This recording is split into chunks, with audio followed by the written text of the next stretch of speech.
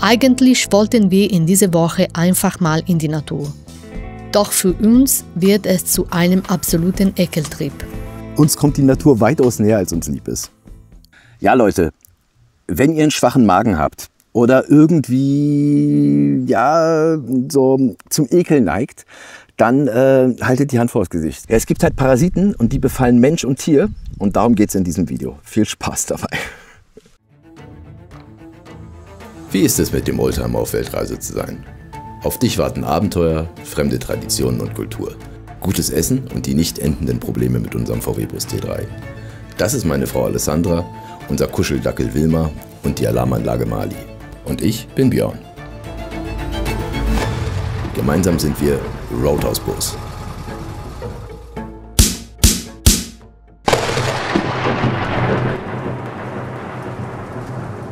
Ja, Tag! Willkommen zu einem neuen Video mit uns. Schön, dass ihr wieder da seid. Wir haben uns gedacht, wir können nicht die ganze Zeit warten. Wir müssen ja noch warten. Wir sind ja immer noch in Paraguay. Wir müssen ja immer noch auf das Dachfenster warten, damit wir dann endlich loskommen zu unserem neuen Abenteuer. Aber warum sollen wir rumsitzen? Vamos en la naturaleza, vamos en la selva. Genau, wir wollen nämlich draußen sein und irgendwie auch genießen, dass wir im Bus unterwegs sind. Und deswegen machen wir jetzt eine total geile Tour. Wir fahren einmal unten um Paraguay rum. Das heißt, wir fahren, wir fahren Richtung Misiones, Richtung Argentinien, also die Ecke, die wir noch nicht gesehen haben. Und dann fahren wir irgendwann wieder um Paraguay rum, nach Paraguay wieder rein. La zona es totalmente de natura, con muchos arroyos, ríos, entonces pura natura. Ja, und es gibt auch diesen großen Fluss Paraná. Das heißt, wenn wir schwimmen gehen wollen, können wir auch schwimmen gehen. Freuen wir uns drauf, weil hier ist richtig warm. Also wir haben schon wieder 38 Grad, hier schwitzt man weg. Also insofern ist schon cool. Und jetzt haben wir noch so 200 Kilometer hier in Paraguay vor uns und dann müssen wir mit dem Boot rüber nach Argentinien.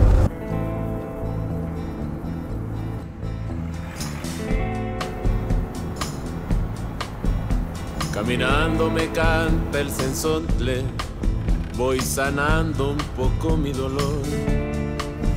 Se oscurece la sombra del monte, voy tranquilo sin una razón.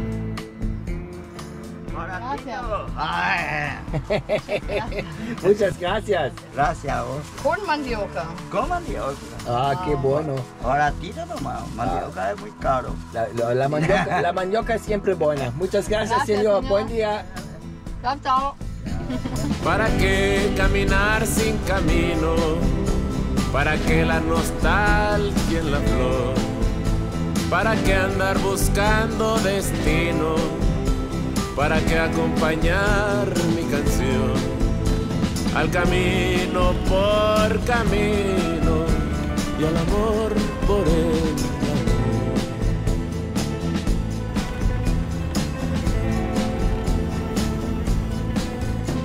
Paso firme, camino el camino, recordando lo que queda atrás. Los amores, la música, el vino y las musas que pronto vendrán. Paso firme, recorro en el filo de la vida, entre el bien y entre el mal. Los caminos nos llevan distinto y yo sé que ya no volverás. ¿Para qué caminar el camino? ¿Para qué la nostalgia en la flor? Guten Morgen. Mensch, haben wir gut geschlafen und wir haben am Anfang überhaupt keinen Schlafplatz gefunden. Gestern noch gefahren, bis es dunkel geworden ist und hier ist so eine landwirtschaftliche Wüste. Also hier sind lauter Großgrundbetriebe, so Felder bis zum Horizont und da kannst du nirgendwo stehen, weil zwischendrin ist nur ein Weg, da fahren die LKWs lang und sonst sind die Einfahrten zu diesen Riesenproduzenten und da können wir natürlich auch nicht stehen. Und jetzt haben wir bei iOverlander gefunden, dass hier ein kleiner Supermarkt ist, wo man davor stehen darf und die Dame von dem Supermarkt, die ist so lieb, ja, die ist echt super cool, die hat uns hier stehen lassen, wir konnten das Bad nutzen. Jetzt macht die uns noch Fotokopien, also echt super, super liebe Frau, sind wir jetzt dankbar für. Und dann hat sie uns noch den Tipp gegeben, dass hier direkt ein Schiff ist. Also wir müssen gar nicht so weit fahren, wie wir wollten, sondern hier ist direkt nebendran 16 Kilometer ein Schiff, was rüberfährt nach Argentinien mit Zoll. Ja, fahren wir dahin, haben wir es kürzer. Also, auf geht's, ab zum Boot, ab nach Argentinien.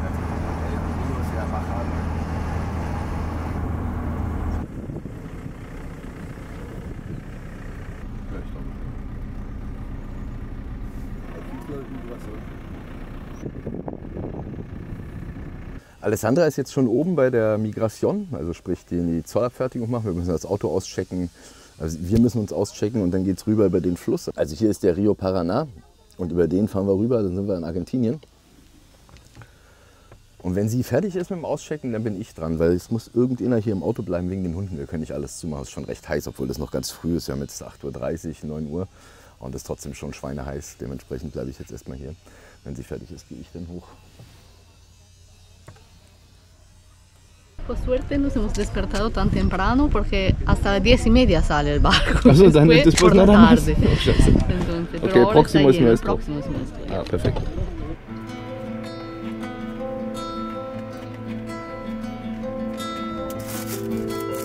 Pero tienen un problema con este coche. No arranca más.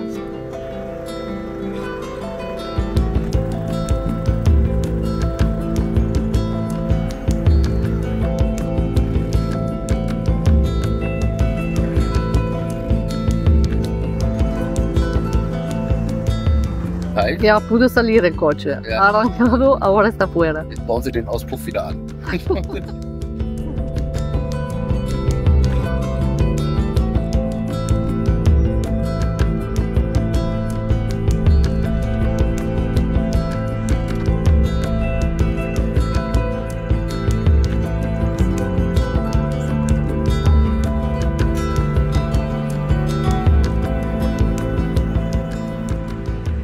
So, jetzt ist eine Stunde später, jetzt haben wir ganz schön gewartet hier, weil hier kam ja einer von der Fähre nicht runter, wegen der Auspuff hängen geblieben, was dann abgerissen ist.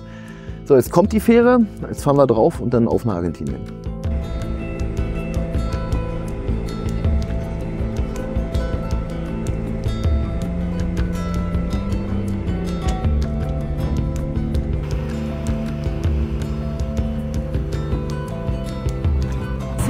Inversión de sentido, ¿sabes? Se gira para conducir al otro lado. Unglaublich, ¿no? Ja. Unglaublich.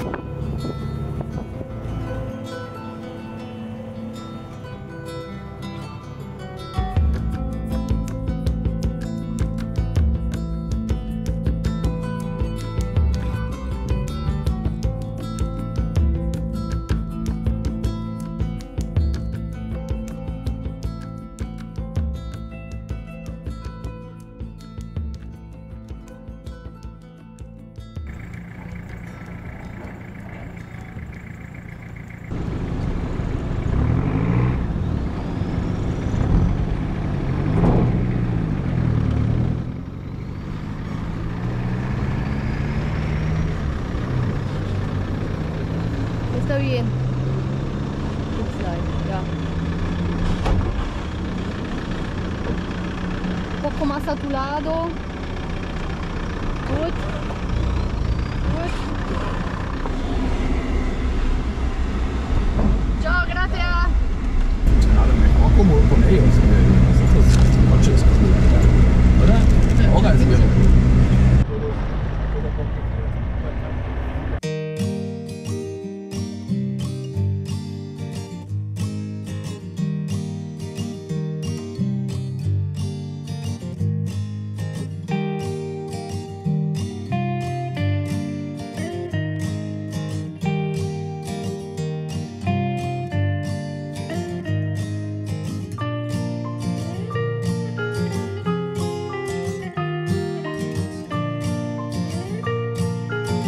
Das war noch mal eine ganz schöne Fahrt durch den Wald jetzt hier. Also ich glaube noch mal so 10, 15 Kilometer richtige Rippelpiste, also ausgewaschen. Es hat hier vor ein paar Tagen geregnet und dementsprechend, ja, wie soll man sagen, das war schon noch mal das letzte Stück, ein paar Nerven gezehrt. Und dann ist ja auch alles diese rote Erde, also sprich, das ist schon wieder alles, was wir sauber gemacht haben, hat sich schon erledigt. Alessandra meint gerade, es kann doch nicht sein, das ist wirklich alles rot. Naja, egal. Auf jeden Fall sind wir jetzt an so einem Arroyo. Arroyo ist hier in Südamerika kleiner als ein Fluss und das ist ja alles hier in dieser Gegend, Misiones, das ist oben der kleine Zipfel von Argentinien, wo auch die Wasserfälle Foz de Iguazú sind. Und dieses ganze System hier, das ist halt total feucht, das ist richtiger Urwald. Ach, hier leben riesige Insekten, das ist alles voll schöner, großer Bäume, die auch noch an den Bäumen bewachsen sind. Also ganz toll. Ne? Und hier gibt es einen schönen Schattenplatz. Und wir müssen ja irgendwo stehen wegen den Hunden, dass nicht ganz so heiß ist, weil wir haben ja nur jetzt Sommer und in Misiones kann es auch mal gerne 40 Grad werden. Das heißt, wir haben uns einen Platz gesucht, wo es schönen Schatten gibt, einen Stromanschluss gibt und diesen Arroyo. Und dieser Arroyo ist halt richtig geil zum Schwimmen, weil es ist klares Wasser. Und da springen wir jetzt rein, da habe ich so richtig Bock drauf. Ja, das kann man sich ja nicht nehmen lassen. Auf in den Fluss. Und der sieht richtig einladend aus. Ich fasse es nicht. Ja, wie geil. Ja, bei der Hitze, ja. Ich meine, wir haben jetzt hier, ich würde sagen, es sind so 32, 33 Grad. Aber hier mit dem Wald ist es gar nicht so heiß und mit dem Wasser umso weniger. Und hier sollen wohl 2, 3 kleine Wasserfälle sein. Jetzt bin ich mal gespannt, ob wir da hochlaufen können. Vielleicht können wir uns ja da sogar unter einen Wasserfall setzen. Ach, wie geil. Los, kommt mal mit hier. Na los, hol den Balli. Los, auf. Na los, na jetzt geh den Balli holen. Wilma, hol den Balli jetzt, aber ganz schnell.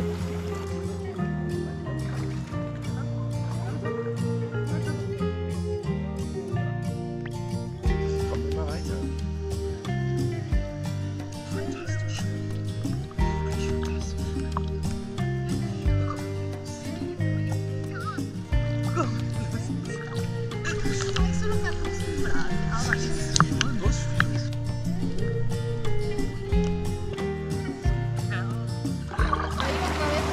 Na los, und jump.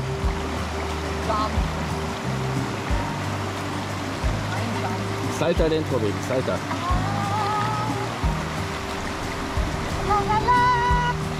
Na los. Wird lustig, wenn sie in der Strömung ist, ist sie bestimmt gleich nicht mehr da, wo sie hin möchte. Ist schon gut, vete. Vete, komm, vete al otro lado, komm, quiero verlo.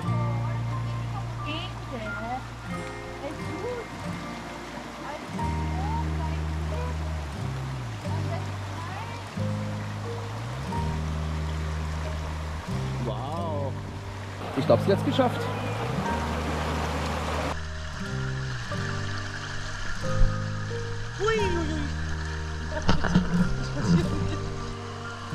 Schön warten. Wartet ihr mal da. Komm, das wird jetzt hier nichts. Wir gehen jetzt abwärts mit der Strömung. Auf geht's!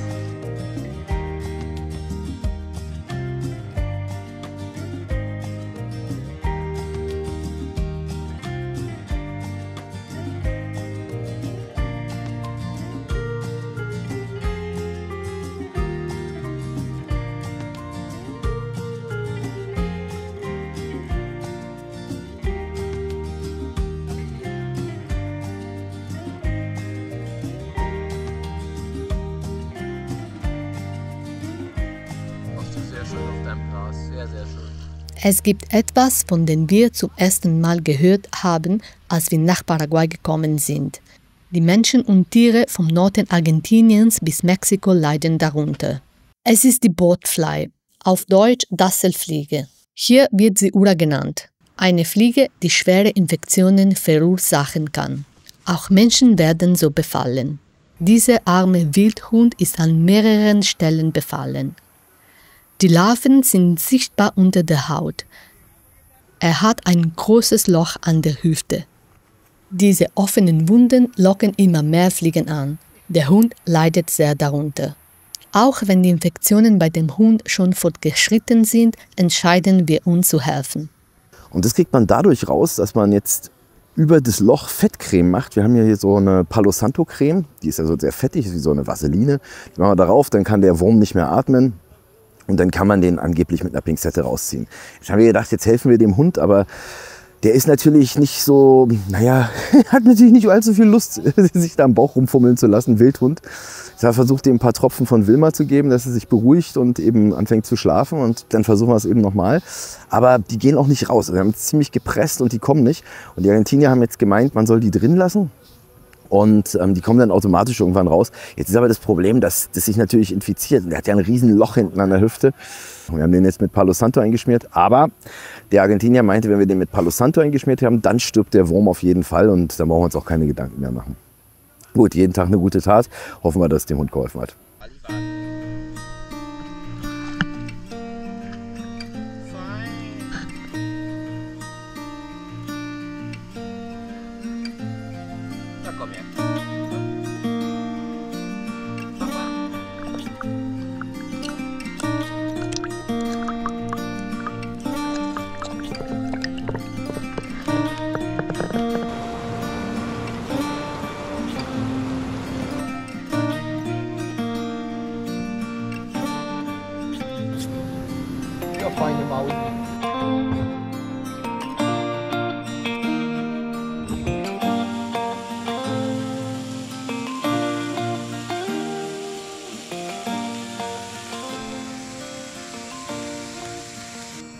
Guten Appetit.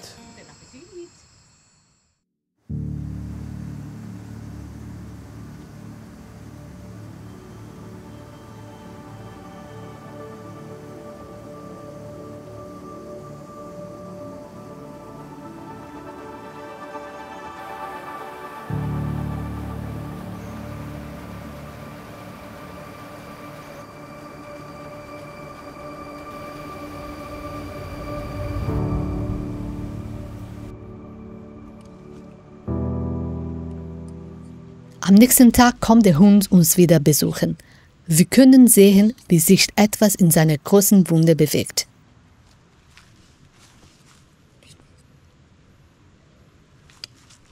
Insgesamt haben wir 3 Maden aus ihm entfernt. Generell nach 1 bis 2 Monaten verlässt die Made ihren Wirt von selbst. Sie fällt dann zu Boden, wird zu einer Fliege und der Prozess beginnt von vorne. Wir hoffen, dass wir dem Hund helfen konnten. Einige der Locals hier haben uns einen historischen Ort in der Nähe empfohlen. Ja, das ist auf jeden Fall das Sommerhaus oder das Haus, in dem Che Guevara bis zu seinem 3. Lebensjahr gewohnt, also der wurde geboren oder dann sind die her und dann waren sie eine ganze Zeit lang hier. Und der hat wohl Asthma gehabt und deswegen sind sie dann eigentlich in eine andere Stadt, sind sie nach Cordoba, glaube ich, gezogen, wenn ich es richtig verstanden habe. Aber das ist sozusagen deren Sommerresidenz gewesen und da sind sie auch immer mal wieder hin. Aber das Klima hier ist für einen Asthmatiker halt ziemlich schlecht und deswegen sind sie woanders hin. Also das ist sozusagen der Anfang der Geschichte von Che Guevara.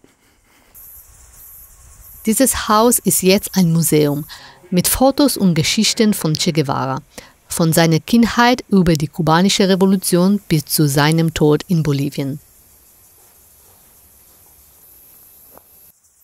Nach all den Jahren ist das echte Haus der Familie zerfallen, auch die Mateplantage gibt es nicht mehr. Was bleibt, ist der wunderschöne Blick über den Paraná-Fluss inmitten der Natur.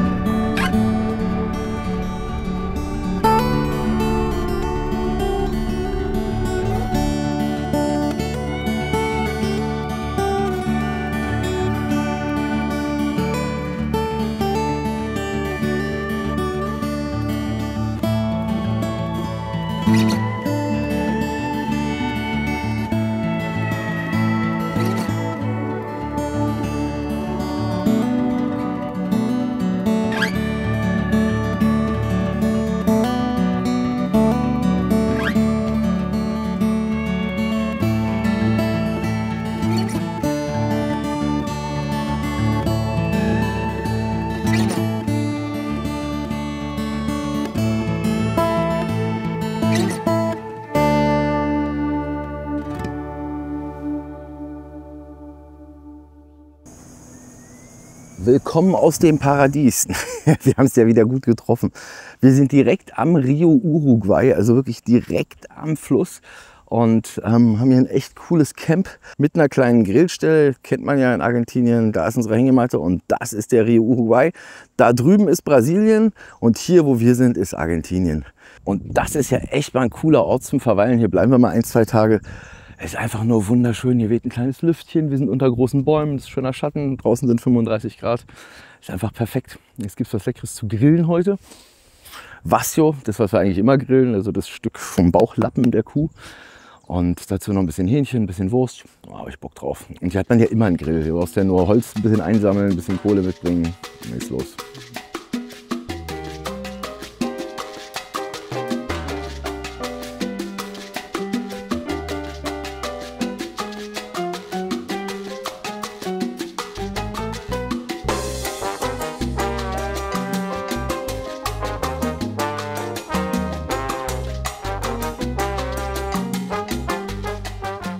Das Erste, was wir immer machen, ist diese Drostfrei brennen, weil hier sind ja Generationen von Kühen drauf gestorben, sind sie nicht, aber gegrillt worden. Und da ist zeitweilig so eine, ja, das ist schon 0,5 cm dicke Fettschicht drauf. Und wir finden das so ein bisschen eklig. Und deswegen machen wir jedes Mal, wenn wir das Feuer anmachen, das ist auch der einzige Weg, das abzukriegen. Das kann man nicht abkratzen. Also es gibt ja diese Kratzer da, aber der ist dann nach einem Mal voll und dann war's das. Also machen wir ein fett heißes Feuer mit Holz am Anfang und brennen diesen ganzen Scheiß da raus. Und das klappt eigentlich ganz gut. Damit kriege ich 90% weg, dann noch mit der Zitrone drüber. Ja, und dann können wir unser Grillgut darauf legen.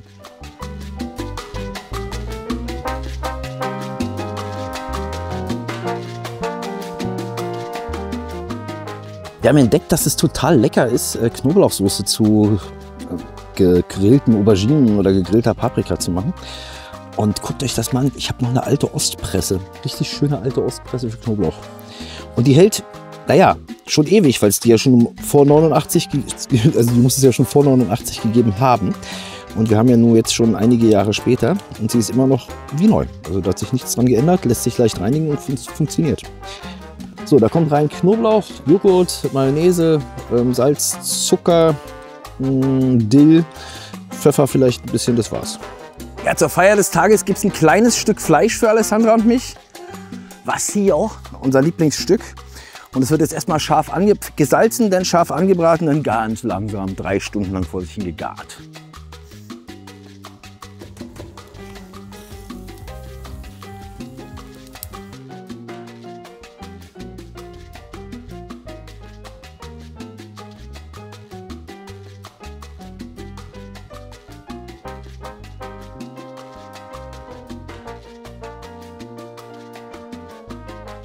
Da ist es, das gute Stück, da ist es.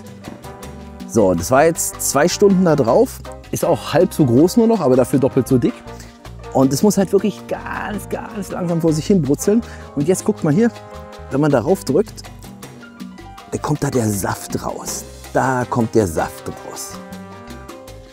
So, das heißt, ich glaube, wir sind fertig. Wir schneiden das jetzt mal an und gucken, wie es aussieht.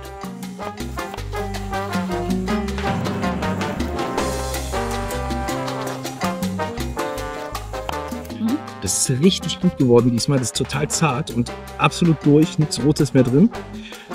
Sieht gut aus. Also, guten Appetit, meine Lieben. Danke. Das sieht sehr gut aus. Ja, ist gut. Die Art Fleisch ist eigentlich total zäh. Aber wenn man das ganz langsam kocht, dann wird das richtig gut. Und jetzt ist das echt, das ist der, guck mal hier. Oh, das ist der absolute Knaller. Das ist wie Gulasch. Richtig gut.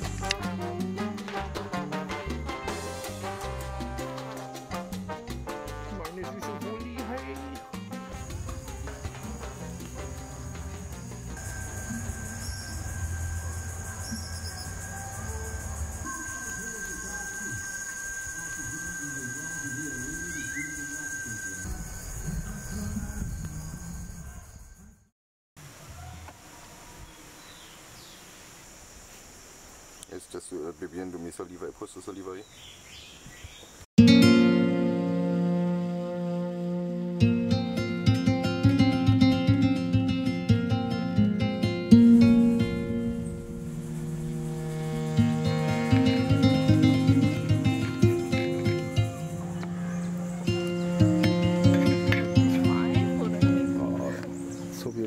Also wir haben uns natürlich mit allem, also ich mich mit dem kompletten Insektenschutzpaket eingeschmiert, was es überhaupt nur gibt.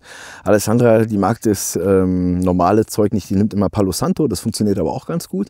Aber beim letzten Mal habe ich auch Palo Santo genommen, das ist so ein Öl. Und dieses Öl, das habe ich irgendwie nicht bis ganz unten auf die Beine geschmiert.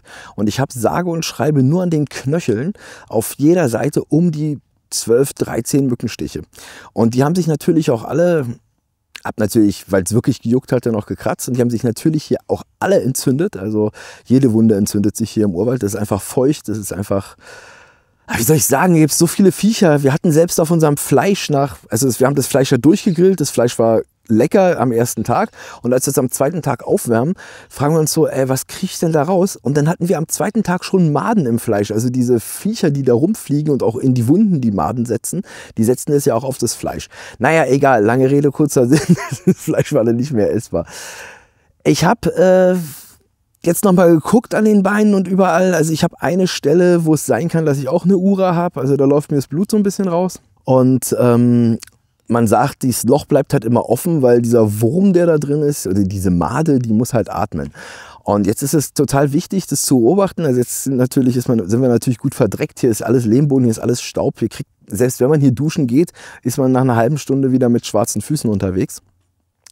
Das heißt, wenn wir jetzt hier aus dem Wald raus sind, muss erstmal alles gereinigt werden, es müssen alle Stiche kontrolliert werden und dann ist eben ganz wichtig, dass diese Ura, dieser Wurm, diese Made schnell aus dem Körper rauskommt, weil umso länger die da drin ist, umso mehr Gewebe frisst diese Made ja auch und wir wollen ja nicht am Ende irgendein Loch haben im Bein. So, das heißt, wir halten euch da auf dem Laufenden. Werden wir halt kontrollieren und in 1, 2 Wochen oder in einer Woche circa wird man dann eben sehen, ob die infiziert sind. Gut, für heute ist erstmal Schluss. Das war eklig genug, ich habe auch keine Lust mehr. Aber schön, dass ihr dabei wart. Danke fürs Zuschauen. Danke für die mega liebe Unterstützung bei PayPal. Das ist echt klasse von euch. Ja, und wir sehen uns in der nächsten Woche.